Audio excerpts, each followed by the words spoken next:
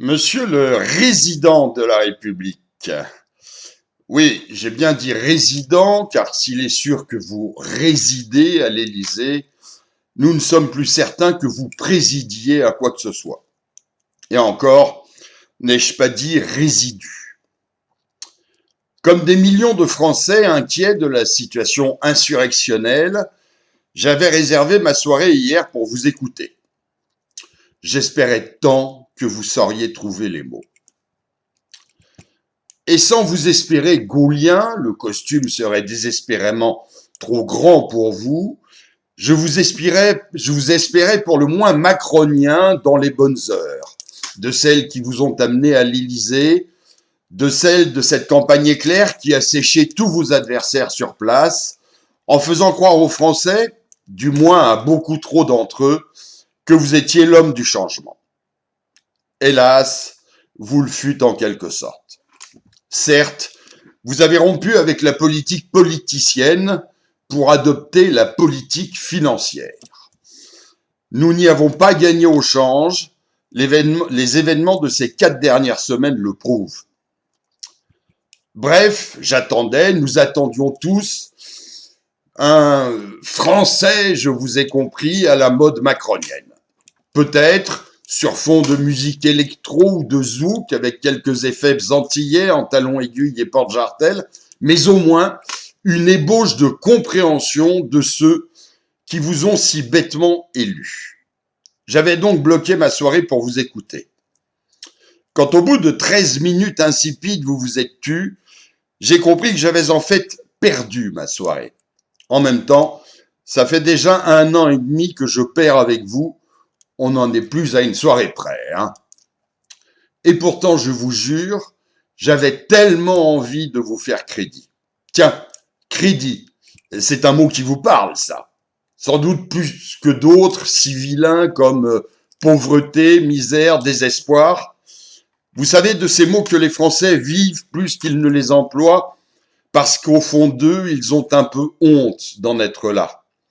Vous et vos amis avait si bien su les persuader qu'il suffisait de bosser pour se payer un costume et de traverser la rue pour trouver un emploi, que ces pauvres couillons de 100 dents ont un peu honte de se trouver si misérables.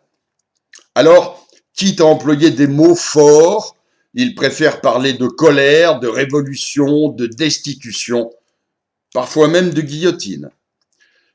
Méfiez-vous des mots du peuple, Monsieur le Président, ils deviennent parfois réalité. Vous, des mots, vous n'en eûtes aucun pour les morts, les blessés graves ou plus légers chez les manifestants comme chez les forces de l'ordre, dont votre intransigeance, votre outrecuidance et votre mépris sont responsables depuis plus d'1 mois. Ils furent les grands oubliés de votre allocution et vous avez préféré consacrer 3 minutes sur les 13 dont vous nous fîtes l'aumône pour réaffirmer votre détermination dictatoriale et l'usage de la force publique contre votre peuple. Tiens, aumône, encore un mot qui caractérise bien votre discours et ce que vous pensez être par rapport à nous. Vous, Jupiter, le président des riches, et nous, le peuple mendiant qu'on rassasie de quelques mesurettes, d'une prime de Noël et d'un tir de floche-balle dans la gueule. Votre incompréhension de ce qui se joue en ce moment m'a presque fait peine, monsieur le résident. Vous avez cru calmer notre colère en nous balançant quelques miettes de pain, même pas de brioche, comme à des étourneaux indisciplinés. Vous n'avez même pas compris que depuis 1 mois, ceux qui tiennent les blocages sur les ronds-points et les péages sont ceux qui ne travaillent pas, les inactifs, les chômeurs, les retraités. Les autres, évidemment, sont au travail. Et à eux qui sont la base la plus solide du mouvement, peut-être moins spectaculaire que les manifestants du samedi, mais tellement courageux et déterminés, vous n'avez rien proposé, rien offert, à part une réduction de la CSG pour les retraités. À tous ceux qui sont sur les ronds-points parce qu'ils touchent péniblement 400, 600 ou 800 euros d'allocation chômage ou de retraite des vieux, vous n'avez rien offert, rien concédé. Pour eux, pas d'augmentation du SMIC, pas de prime de Noël, aucune amélioration de leur lamentable niveau de vie. Rien, nada, que chi, que dalle, circuler, y a rien à voir, rentre chez toi, merci d'être venu, et joyeux Noël chez Flunch. Non mais franchement, monsieur le résident, vous payez vraiment des conseillers pour en arriver à un tel niveau de stupidité où vous le faites tout seul.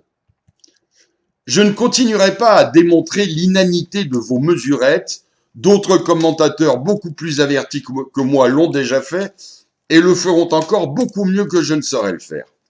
Moi, je ne suis ni économiste, ni banquier, ni syndicaliste, ni même journaliste. Je ne suis qu'un homme du peuple. Je n'ai pas les compétences économiques pour vous dire quoi faire et comment le faire. Par contre, vivant au sein du peuple, j'entends ce que vous n'entendez pas derrière vos hautes fenêtres de l'Élysée. J'entends la révolte qui gronde et devient révolution. J'entends les flingues qu'on charge et les couteaux qu'on aiguise. J'entends les bataillons de pauvres, de désespérés et de laissés pour compte qui se forment, parfois sous le commandement de bien peu recommandables généraux d'occasion, et s'apprêtent à se mettre en marche. Tiens, en marche. Encore une expression qui doit vous parler, ça. J'ai bien peur que vous ne soyez pas conscient de ce que vous avez mis en marche, monsieur le résident. Oui, monsieur le résident, j'ai peur des jours, des semaines et des mois qui viennent. J'ai peur de la révolution qui gronde, j'ai peur du chaos et de la désolation que j'entends s'installer. J'ai peur de ce que vous nous avez fait et j'ai peur de ce que nous risquons de vous faire. Partez, monsieur le résident, partez vite pendant qu'il en est encore temps. Professeur de Zouk à Pointe-à-Pitre, c'est une belle fin de carrière que vous devriez envisager avec Brigitte.